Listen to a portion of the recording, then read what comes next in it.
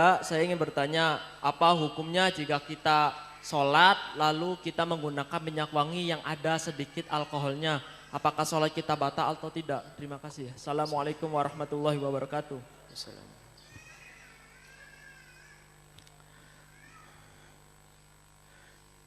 Minyak wangi. Atau pertama adalah kita bicara tentang alkohol. Termasuk najis yang 7 dalam madhab kita Imam Asy-Syafi'i radhiyallahu ta'ala anhu, yang disebut najis adalah semua najis. Yang kelima adalah semua cairan yang memabukkan. Di dalam masalah cairan memabukkan di sini termasuk adalah alkohol. Alkohol dikatakan itu adalah saripati khamr, ruhul khamr. Khamr haram diminum sekaligus najis. Dan najisnya khamr itu kalau mengenai baju, maka baju menjadi tidak sah kalau digunakan untuk sholat.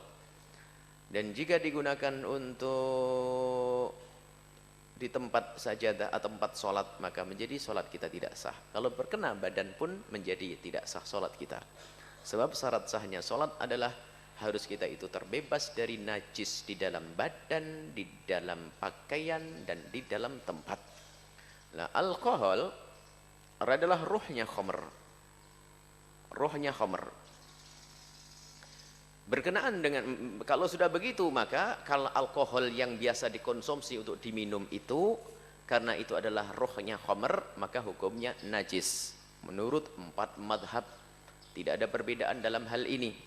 Di dalam madhab Imam Abu Hanifah, kemudian madhabnya Imam Malik, madhab Imam Syafi'i, dan Imam Ahmad ibn Hanbal. Baik, ini dulu faidahnya seperti ini. Kemudian alkohol yang ada di dalam minyak itu bagaimana hukumnya?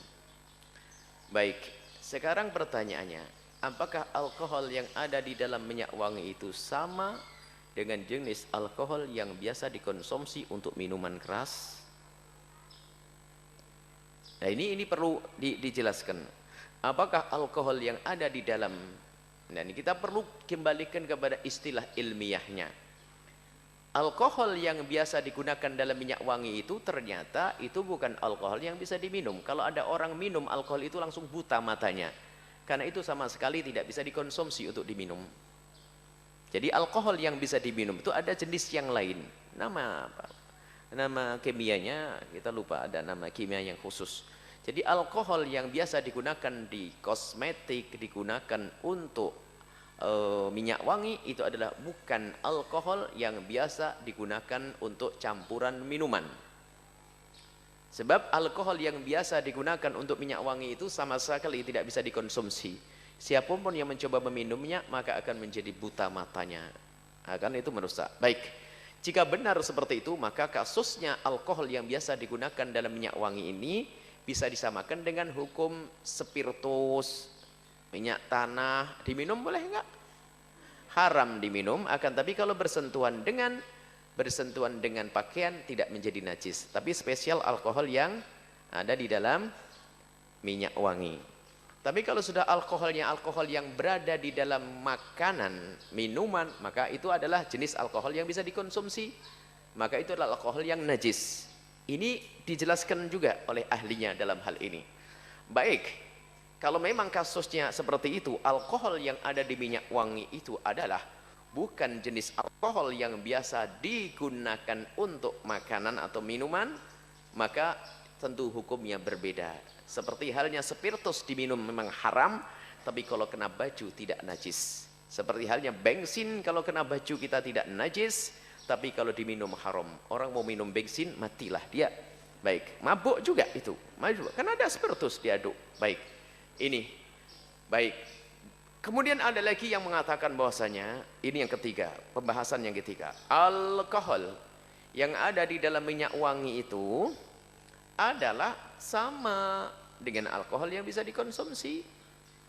Akan tapi apakah kencang keras begitu hukum itu dalam urusan minyak wangi? Baik, jika kasusnya adalah bukan untuk diminum, beda. Jadi bagi yang ketiga ini, pokoknya kita ingin mengatakan bahasanya pakai minyak wangi jangan terlalu kenceng-kenceng deh. Jadi yang jelas begini, orang kelompok yang ketiga mengatakan bahwa alkohol yang digunakan di dalam minyak wangi itu sama dengan alkohol yang dikonsumsi. Artinya jika diminum hukumnya tetap haram. Baik, haram. Cuman sekarang yang dibahas masalah kenajisannya. Jadi ya jelas kalau alkohol Anda konsumsi masuk ke dalam perut Anda haram, harga mati, sudah jelas ya. Biarpun obat batuk yang selama ini Anda konsumsi, bagi yang mengatakan sama, minyak wangi juga sama. Kalau alkohol minyak wangi dan alkohol yang ada di obat batuk dan sebagainya sama, berarti lihat hukumnya sama. Dalam hal ini adalah yang disepakati bahwa urusan dikonsumsi mutlak, jangan. Biarpun 0,5% Anda tidak boleh mengkonsumsi obat batuk yang ada alkoholnya. Selesai. Tapi lihat, urusan mengenai baju dan sebagainya, apakah nggak ada celah? Wong tidak saya minum kok. Saya nggak minum minyak wangi kok. Minyak wangi hanya saya oles untuk wewangian. Tambahan yang ada di dalam minyak wangi ada alkoholnya. Apakah benar-benar gak boleh? Maka dalam hal ini ulama mengatakan, 4 madhab mengatakan yang alkohol yang haram diminum tadi, maka pendapat kebanyakan ulama 4 madhab sama seperti dikatakan pendapat ke kelompok yang pertama tadi, kalau terkena baju tidak sah kalau itu kita pakai sholat. Cuman di situ ada celah, ada pendapat. Asalkan jangan diminum itu saja. Jangan sampai ditukar. Wow, berarti minum jadi gak apa-apa. Oh, salah ini. Jadi diminum harga mati. Nggak ada perbedaan dalam hal ini. Tapi urusan mengenai baju dan tangan, maka itu ada pendapat orang besar Imam Muzani dalam madhab Imam Asy-Syafi'i, Rabi'atul Ra'i, kemudian Jakau Syaukani. Ada beberapa ulama besar mengatakan bahwasanya najisnya khamr itu adalah najis maknawi, yaitu haram untuk dikonsumsi, akan tetapi tidak najis kalau bersentuhan dengan baju. Kalau bersentuhan dengan baju tidak dianggap najis, seperti orang kafir adalah najis. Innamal khamru wal maisiru wal ansabu wal azlamu rijsun. Ini mereka mengatakan dari Al-Qur'an, innamal khamru khamr wal maisiru, perjudian, ya kan? Judi najis apanya? Wong dadu kok najis? Yang dikatakan najis maknawi, maknanya. Jadi berjudia enggak boleh. Jadi khamr itu adalah kerjaannya, minuman enggak boleh. Tapi kalau bersentuhan dengan baju, menurut Imam Rabi'atul Ra'i, Imam Muzani dan juga Imam Muslim, Imam Syaukani, itu dikatakan bahasanya kalau kesentuh baju enggak apa-apa, akan tapi kalau diminum saja yang haram. Nah, ini kelompok yang ketiga seperti itu. Jadi masih ada celah. Menurut pendapat yang ketiga dan pertama, maka ketahuilah bahwasanya najis minyak wangi ini tidak akan jadi masalah. Pendapat yang kelompok yang pertama yang mengatakan bahwasanya alkohol yang digunakan untuk minyak wangi bukanlah alkohol yang digunakan untuk minuman.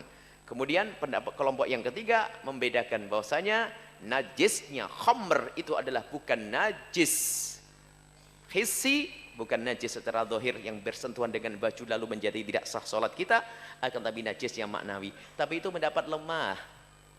Tidak pantas kita dikit-dikit pakai pendapat lemah. Akan tapi dalam keadaan tertentu kita boleh. Artinya begini, jika Anda diberi oleh seseorang, maka ya terima sajalah. Tapi kalau ternyata Anda beli, pilihlah yang tanpa alkohol.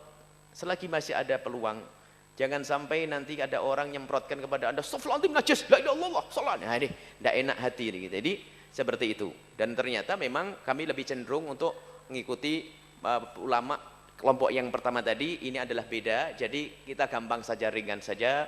Yang penting Anda jangan diminum deh minyak wanginya ya. Yang penting jangan diminum, kemudian jangan diaduk sama teh. Alkoholnya itu nggak boleh, itu semuanya. Kalau masuk ke dalam perut kita menjadi tidak boleh. Tapi kalau bersentuhan dengan baju, masih ada khilaf di antara ulama. Kemudian kami tegaskan lagi ya, selagi urusannya bukan Anda minum, kemudian masih ada celah di antara para ulama, maka hendaknya kita juga jangan terlalu kaku-kaku, tapi tetap Anda bisa memilih. Kalau Anda beli ya yang non alkohol. Tapi kalau dikasih, ya pakai sajalah, karena sudah dikasih, biar yang ngasih senang. Itu saja, wallahu a'lam bishawab.